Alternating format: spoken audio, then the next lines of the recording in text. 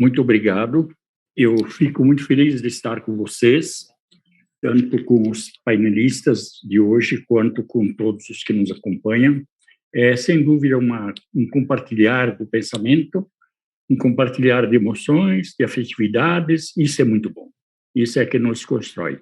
Então, a minha fala de hoje, com esse título, Pensamento Indígena, Mundo e Visões em Perspectiva, eu diria assim, além de tentar fundamentá-la teoricamente, eu penso que o fundamento maior dela vai ser um gesto que, de certa maneira, é ousado, e tomar em duas mãos duas obras diferentes, né, das mundivisões, numa, a Bíblia, ainda que seja em inglês, mas é a Bíblia, na outra, Queda do Céu, palavras do xamã Yanomami. É a segunda vez que eu faço isso, eu acho que é o fundamento da minha fala de hoje, ou seja, a minha tentativa é aproximar os horizontes de mundivisões diferentes, que historicamente têm sido colocadas em patamares totalmente diferentes. Umas enaltecidas, veneradas, e outras simplesmente desprezadas e, quando não, completamente destruídas.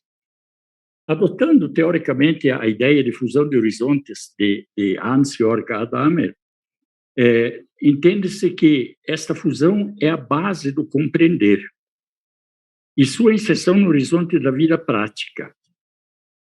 A questão é que uma leitura de textos para o espaço da vida prática comunitária.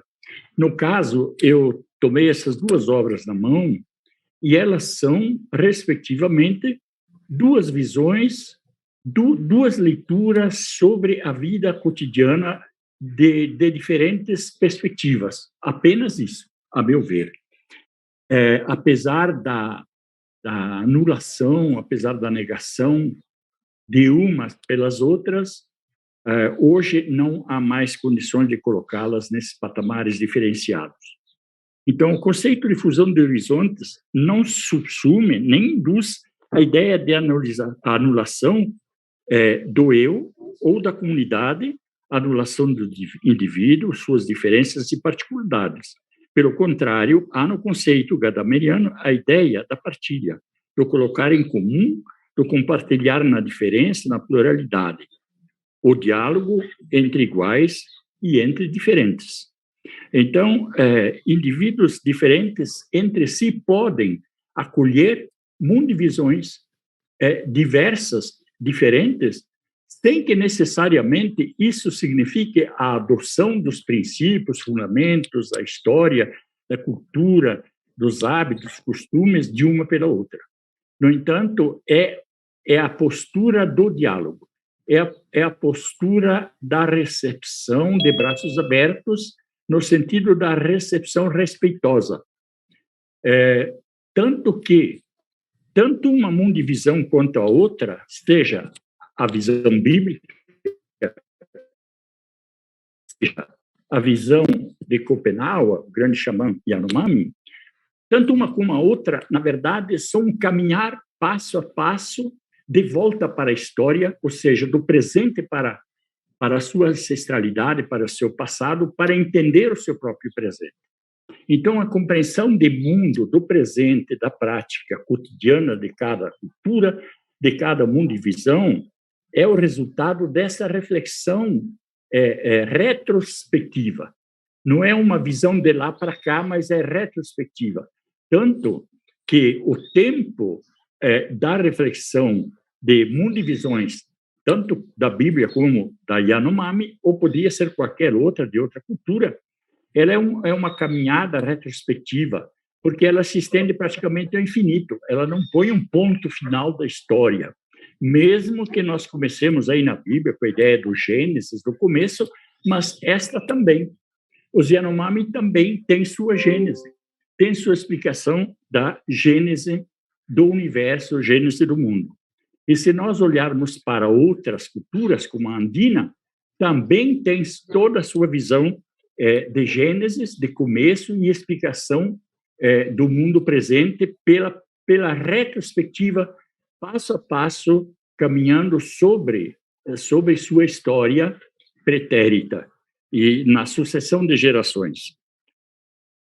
O dissenso não se registrou quando da colonização europeia nas Américas. O dissenso não se restringiu ao mundo europeu. Disseminou-se por toda parte onde quer que os colonizadores tenham chegado. E chegaram pelo mundo todo. E quando se pensa em colonização, pensa-se na colonização do território, dos bens, né, dos bens materiais, da terra, mas também a colonização dos corpos e das almas. E é o que tem acontecido. E nesse processo, então, tentou-se sobrepor uma mundivisão trazida da cultura judaico-cristã. A partir de quê? A partir de uma lógica da identidade. Até no artigo que eu escrevi, eu pergunto lá quando começou e onde começou. Na verdade, é uma história antiquíssima que remonta aos gregos, que não conseguiram se desvencilhar de uma lógica da identidade. Tanto que todos sabem que bárbaros, em grego, bárbaro para nós, é uma palavra onomatopaica para imitar a fala daqueles que não eram helenos e que não falavam gregos, que falavam um bababá, que não se entendia, que nós falamos um blá, blá, blá. Então, essa história, vou dizer assim, da lógica já de uma história antiquíssima, que ganhou, se tornou extremamente potente e hegemônica, e foi a partir dela que foram os óculos com que se olharam as Américas, com que se olharam a África, com que se olharam os diferentes. E o esforço todo da colonização esteve em tornar iguais, tornar idênticos. E como isso é praticamente impossível, então, em grande parte, a decisão foi destruir, extinguir, assassinar, matar, fazer desaparecer aquilo que não se tornasse idêntico, então, a si mesmo. Bem. A mundivisão, né, as mundivisões dos povos originários da América, de Alhuras, fora da Europa, viram-se desconsideradas, atacadas, destruídas o quanto foi possível, quase sempre pela violência. A violência física, moral, violência simbólica, violência de toda ordem. Não só isso, que de per si já é muito, mas também pela tentativa permanente da naturalização, ou seja, tornar na cabeça de todo mundo natural a ideia que este livro, a Bíblia, é totalmente superior a esse, e que seria até blasfemo colocá-los num pé de igualdade. Bem, adiante eu argumentaria o seguinte: por mais que reflitamos sobre esse tema e essa questão, eu julgo totalmente impossível a encontrar um argumento plausível para uns e para outros para colocar as diferentes divisões. Não há nenhum argumento possível. Por quê? Se isso fosse possível pela via da argumentação científica, que obedece a uma outra lógica, que não é a lógica do religioso, do transcendental, da resposta para as perguntas últimas e primeiras da nossa origem, de onde viemos e para onde vamos. Então, as mundivisões não há como, pelo uso da melhor ciência, da melhor lógica, da melhor matemática, da melhor e mais profunda reflexão, eu não vejo como encontrar um argumento para colocá-las nessa disparidade. Por quê? Porque a lógica das mundivisões nunca conseguem ser suficientes para uma cultura, para uma mundivisão, se pensarmos numa lógica externa a ela própria. Então, quando os Yanomami colocam sua mundivisão, quando os Incas, os Quechua, colocam sua mundivisão, a lógica para essa colocação de mundivisão é uma lógica intrínseca. Ela não é uma lógica extrínseca. É como colocar, querer ajustar, sabe, algo redondo no quadrado, embora você possa colocá-lo, mas jamais vai se ajustar aos ângulos do quadrado. O círculo não se ajusta aos ângulos do quadrado. Então, quer dizer, é tentar enquadrar uma mundivisão por outra mundivisão, o que é absolutamente impossível. Eu não encontro nenhum argumento, porque se buscássemos um argumento de cientificidade no modelo da ciência, o modelo científico e de conhecimento da ciência não é o modelo interpretativo e de compreensão das mundivisões e do religioso. Elas têm lógicas intrínsecas. Bem, então, alguém poderia argumentar, bem, então, elas são incomensuráveis e nos coloca um fosso, um abismo intransponível entre uma e outra, o que não é verdadeiro. Por quê?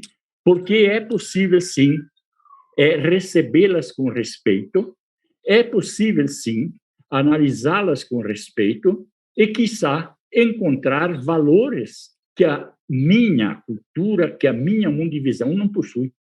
Então, eu escrevi um artigo pequeno para o CIDIAL, ano passado, onde eu procurava mostrar os elos perdidos da cultura ocidental face às riquezas e aos conhecimentos, enfim, de mundivisões outras que não fossem as dos ocidentais.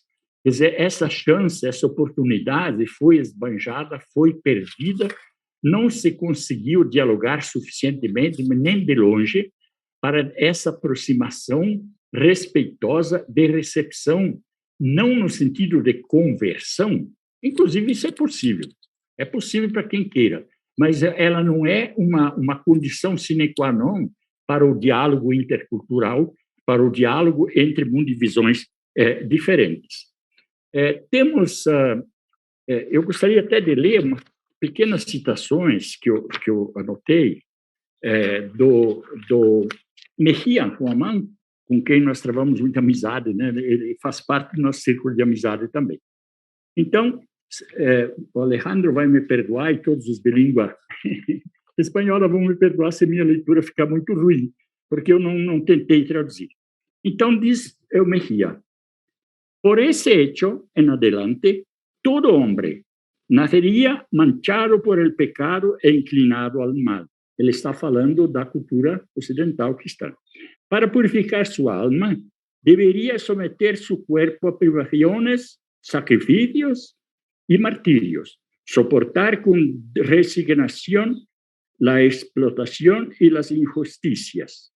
De acuerdo con esa creencia, la vida para el occidental era un valle de lágrimas. Contrariamente, para los andinos, que ignoraban el mito de la creación al modo occidental, la vida era vivir en una villa quechua, vale sagrado para nós em português, en un lugar en que, gracias al trabajo y la unión de los hombres, todos podían. Então, assim, essa é uma mundivisão diferente. Mas vejam, se nós nos aproximamos com respeito, nós vamos encontrar valores extraordinários nessa mundivisão, que poderiam ter sido agregados à nossa cultura ocidental com grandes ganhos.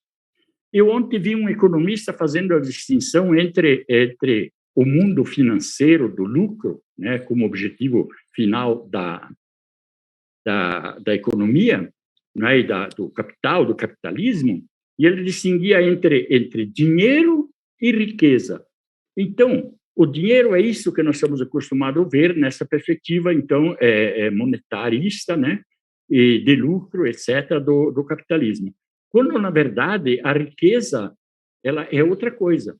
Ou seja, essa possibilidade de acesso aos bens do planeta, mas não nessa perspectiva destrutiva. E também eu citei por aqui, eu vi ontem também uma fala do Krenak, em que ele vai dizendo assim, que sentido faz cortar uma montanha pela metade, transformá-la em lâminas de aço e depois espalhar as quinquilharias por aí pelo mundo. Então, são outras visões, outras mundivisões e outras explicações que têm sua lógica interna é suficiente como mundivisões autoexplicadas dentro de uma racionalidade própria que é acessível, eu suponho, por todos, embora nem todos precisem acessá-la nem assumi-la. Então, assim, tanto quanto nós temos o Gênesis na Bíblia, nós temos na queda do céu do Schopenhauer, né, que o Bruce Albert transcreveu aqui nessa volumosa obra. Até eu vinha pensando assim, se tamanho é documento, né, as duas são bem grandes. Então, também os Yanomami, também os Quechua, também os andinos, também os nossos indígenas aqui na nossa região, todos têm sua mundivisão, que tem sua lógica interna aceitável. Eu diria assim, por que aceitável? Porque milhões de pessoas, durante milhares ou milhões de anos, viveram com elas, e os andinos falam de buen vivir, né? Ou seja, eles consideram que isso lhes oferiu, lhe deu a oportunidade de oferir uma vida boa. E se não for isso, nenhum livro desse teria para mim valor algum, né? Se não fosse para eu olho para Alejandro e puxo para o espanhol. Então, se não fosse o viver bem, não faria sentido algum. Então, todas as mundivisões, né, elas têm essa equidade que não é reconhecida, e eu comento aqui no texto que eu produzi, que fazer isso que eu fiz seria uma grande blasfema no olhar embotado dos óculos embaçados do Ocidente cristão. Mas, por outro lado, quando olhamos com os óculos limpos de preconceitos colonialistas, então eu penso que nos sentimos plenamente à vontade e plenamente liberados para poder olhar para mundivisões distintas e colher delas lições, informações, riquezas para uma vida melhor. Eu não tenho dúvida alguma sobre isso. Os portugueses, nós sabemos, vieram, assim como os colonizadores, trazer a cruz e a espada, ou seja, a fé e o império. A fé, a religião cristã, mas junto com ela a espada e a dominação. E prevaleceu, sem dúvida, a segunda, na colonização dos povos. Eu cito no texto que eu produzi uma série de obras que eu tenho aqui em casa, que eu li, e que são obras que você fica com o estômago revirado quando você as lê. Inclusive, tem um autor que escreveu agora, recentemente, uma história da Amazônia, né, o Márcio Souza, História da Amazônia, exatamente assim, de 2019. E ele tem uma outra que é a Amazônia Indígena. Então, faz parte dessas obras que, lendo a gente sobre a história, por exemplo, do que se fez com os índios nas Américas, realmente nos deixa de estômago embrulhado, né, do que se fez. Bom, isso tudo foi naturalizado, inclusive aqui eu cito, criou-se uma teologia de justificação das guerras contra os negros, enfim, contra aqueles que são diferentes. Então, assim, até uma teologia se fez para isso. O que é absolutamente lamentável, seja um uso teológico para você partir para a agressividade, para a destruição, para a negação, para a humilhação, para a execração.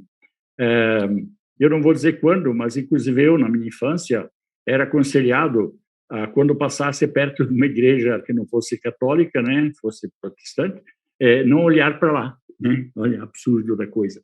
Isso é café pequeno, que até não feria ninguém diretamente. Mas quando nós lemos a história da colonização das Américas e do que se fez com a África, da mesma maneira, é assim de embrulhar o estômago. E quando, na verdade, qualquer um dos povos, vejam os ritos afro, por exemplo, eles são de uma unção, de uma sacralidade, né, para quem os pratica, tanto quanto a cristã, a católica, ou seja, de qualquer denominação.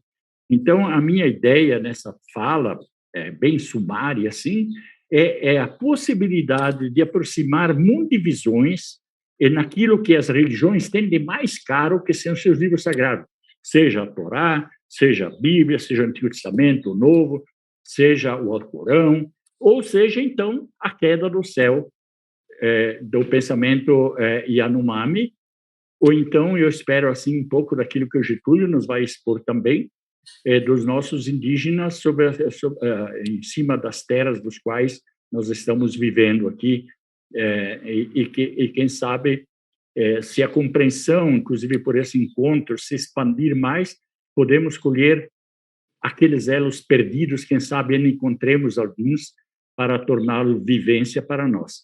Me parece que o meu tempo, obviamente, está esgotado, né, Márcia? Então, assim, com esse bosquejo geral, a minha intenção era justamente falar dessa possibilidade de aproximar essas mundivisões naquilo que elas têm de mais precioso, de mais caro, que é a sua fé, né? Que é a sua crença, que é a sua religião, se quiserem usar a palavra. Então, muito obrigado a vocês pela paciência e eu espero, então, que tenha minimamente contribuído para a gente refletir sobre essas questões bem pontuais aqui que eu trouxe, né? De colocar esse pé de igualdade, ter a coragem de fazer isso, enfrentar a naturalização terrível, né? De que colocou as mundivisões em níveis tão diferenciados, né? Através de binarismos terríveis, né? Que tantos danos causaram, para que nós possamos curar, sarar, amenizar um pouquinho essas feridas dolorosas, né? Históricas. Obrigado.